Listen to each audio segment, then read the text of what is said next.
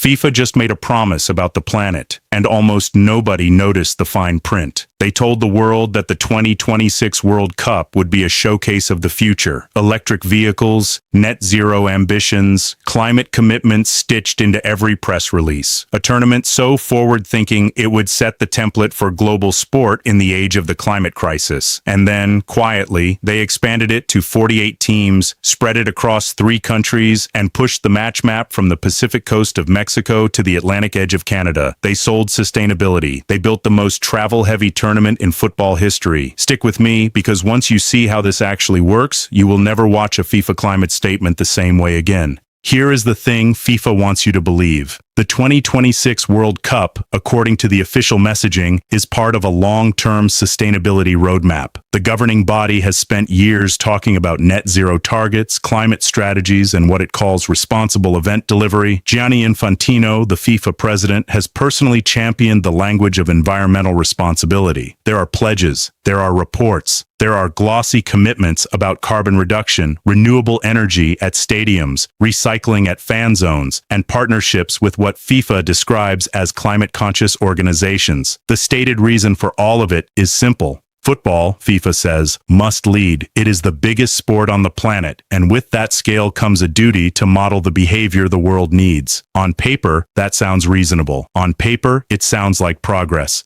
And here is the part that complicates everything. Because on paper, parts of it really are working. Stadium operators in North America have invested in energy-efficient infrastructure. Some host cities have genuine climate plans. The sustainability vocabulary inside football has matured, and a generation of administrators now at least know the right words to say. The pitch is a good one. The branding is polished. The intention, taken at face value, looks defensible. If you only read the documents, you would walk away convinced that FIFA had quietly become one of the more climate-aware institutions in global entertainment. But here's where it gets dangerous. Because the 2026 World Cup is not being played in one country. It is not being played in 2. It is being played across the United States, Canada, and Mexico, a geographic span so vast that no previous World Cup comes close to matching it. Think about what that actually means. Teams will fly between cities thousands of kilometers apart. Fans following their nations will board flight after flight, chasing fixtures from one coast to another, from northern Canada down into central Mexico. Officials will crisscross the continent. Executives will shuttle between venues. Media crews, sponsors, delegations, security personnel, broadcast staff, hospitality contractors, all of them moving by air again and again, week after week. Researchers studying the tournament's likely footprint have already described it as the most carbon-intensive World Cup ever staged. Not one of the most. The most. And the reason is not a mystery. It is the geography FIFA chose. It is the format FIFA expanded.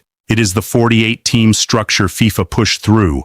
Every one of those decisions multiplies flights. Every one of those flights multiplies emissions. And every one of those emissions sits underneath a tournament that is being marketed simultaneously as a climate-conscious event. Now here is where things change completely, because the contradiction does not stop at logistics. It walks, talks, and flies in a private jet. Gianni Infantino, the man whose signature sits on FIFA's climate commitments, has become the subject of one of the most uncomfortable conversations in modern sports governance. His travel habits, documented again and again by journalists and aviation trackers, paint a picture that is impossible to reconcile with the institution's stated values. Private jet journey after private jet journey, short hops where commercial alternatives existed, long-haul trips taken in aircraft whose per-passenger emissions dwarf anything a regular traveler could produce in a year. The president of an organization preaching sustainability has, by the evidence of his own movements, built a personal travel pattern that climate scientists would describe as among the most polluting forms of transport a single human being can choose. And he is not a single human being in this context. He is the face of the institution. He is the voice on the sustainability videos. He is the signature on the net zero pledges. Sustainability, sustainability, sustainability. Say the word enough times and it starts to lose its shape. That is the problem here. The word is everywhere in FIFA's communications, and the actions underneath the word point in the opposite direction. Because when the president of the organization flies private while telling the world to decarbonize, the message is not what he says. The message is what he does. And what he does repeatedly is choose the most carbon-intensive option available to him. Here is the bigger issue. The travel is not the only contradiction. Look at the sponsors. Look closely. FIFA's commercial portfolio for the 2026 cycle includes Aramco, the Saudi Arabian state oil company, one of the largest fossil fuel producers on the planet. Read that sentence again. The governing body of world football, the same body publishing climate strategies and net zero language, has entered into a long-term partnership with a company whose core business is the extraction and sale of the exact substances driving the climate crisis FIFA claims to be fighting. There is no clever way to square that circle.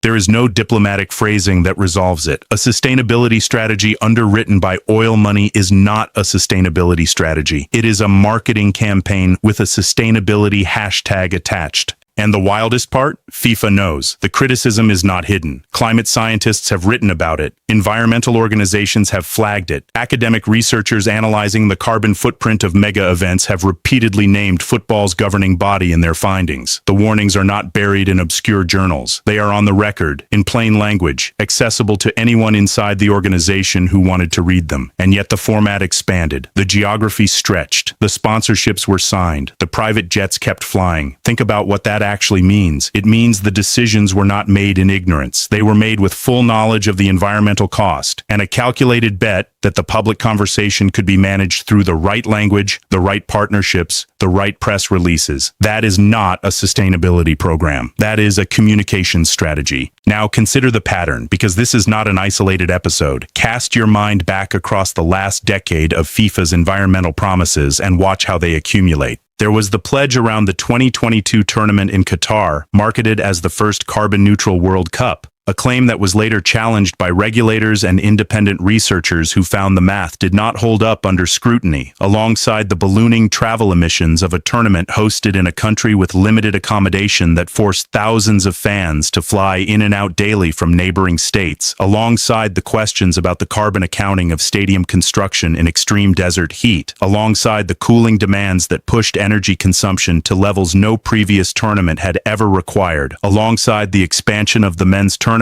to 48 teams, alongside the decision to spread 2026 across an entire continent, alongside the sponsorship deals with fossil fuel producers, alongside the private jet patterns of the executives signing the climate pledges, alongside the proposals being floated for future tournaments in regions where extreme heat already threatens player safety, alongside the silence whenever a credible scientist asks the governing body to publish the full, audited, independently verified emissions data for any of it. One after another, not a single episode, a sequence. And the sequence has a shape. The shape is this: whenever sustainability conflicts with revenue, revenue wins. Whenever climate science conflicts with expansion, expansion wins. Whenever the right thing to do conflicts with the convenient thing to do, the convenient thing is given a new name and presented as the right thing. That is the pattern. That is the mechanism. That is the reason researchers keep using the word greenwashing, because greenwashing is the technical term for exactly what the evidence describes: the deployment of environmental language to obscure environmentally damaging behavior. Sustainability, sustainability, sustainability. The word does the work the actions refuse to do. And here is the part FIFA really does not want you to notice. The 2026 tournament is being staged in a climate that is already changing, in cities where extreme heat is becoming a fixture of summer life, in regions where wildfire smoke, drought, and heat domes have repeatedly disrupted public events in recent years. Players have already raised concerns. Coaches have already raised concerns. Sports medicine experts have already raised concerns about the physical risks of playing top-flight football in the kind of temperatures North American summers now routinely produce. The very climate crisis FIFA's emissions are accelerating is the same climate crisis that threatens the safety, quality, and future of the sport itself. The organization is, in a measurable, documented sense, contributing to the conditions that endanger the product it sells, and it is doing so while telling the world it cares about reducing those conditions. There is no neutral way to describe that. It is a contradiction at the heart of the institution. So what is this really about? It is not about confusion. It is not about a governing body that means well but executes poorly. The pattern across all of these episodes is the same, and the pattern reveals intent.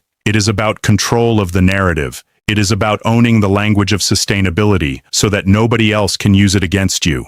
It is about building a marketing wall thick enough that the data behind the wall never becomes the story. FIFA's environmental program, viewed through the lens of its own decisions, is not an environmental program at all. It is a reputational shield. It exists to absorb criticism, to occupy the discourse, to give sponsors and broadcasters and politicians a line they can repeat when asked uncomfortable questions. The substance is secondary. The substance was always secondary. This is not a single coordinated cover-up. It is multiple decisions, made by multiple actors, all reaching the same conclusion through different processes. The executive who signs the oil sponsorship does not need to coordinate with the executive who approves the 48-team expansion. They are both responding to the same institutional incentive: growth, revenue, reach. And the climate language is the wrapper that makes the growth, the revenue, and the reach palatable to a public that increasingly expects its institutions to take the crisis seriously. Here is the defining contrast. FIFA's words say the planet matters. FIFA's actions say the calendar, the format, the sponsors, and the private jets matter more. When words and actions diverge that sharply for that long, the words stop being a promise and start being a performance. So next time you are watching the opening ceremony of the 2026 World Cup, next time the broadcast cuts to a slick package about sustainability initiatives, next time a FIFA official steps up to a podium and uses the phrase net zero, hold two images in your mind at the same time. Hold the image of the message, and hold the image of the private jet on the tarmac, the oil company logo on the sponsor board, the fans crossing a continent by air to follow their team, the stadium air conditioning running at full capacity in a city the climate crisis has already made unbearable in summer. Hold both images. Decide which one is the tournament. Decide which one is the marketing. Football has always lived and died in the gap between what it says about itself and what it actually does. That gap is where the most important stories in the sport have always been found, and the 2026 World Cup, more than any tournament before it, is being defined by that gap. The question is no longer whether the contradiction exists. The evidence is too thick, too documented, too repeated for that debate to be serious. The question is what happens next, whether the public, the players, the press, and the partners decide that the language is enough, or whether they begin to ask the harder question of why the language and the behavior have drifted so far apart. What do you think? You have followed FIFA long enough to know the difference between a genuine reform and a public relations exercise. You have watched enough tournaments to know when an institution is acting on its values and when it is performing them. Does the 2026 World Cup, with its three-country footprint, its 48 teams, its fossil fuel sponsors, and its private jet president, feel like a sport seriously confronting its climate responsibility? Or does it feel like the most carbon-intensive World Cup in history, wearing the language of sustainability as a costume? There is a real answer in there, and the people best placed to find it are the ones who actually care about the game. If you found this worth your time, a like genuinely helps more than you would think, because it pushes investigations like this one in front of people who are still being told the official version. Subscribe if you enjoy thoughtful football coverage that takes the institutions of the game seriously enough to question them, and drop your view in the comments. Tell me what you think the 2026 World Cup will be remembered for: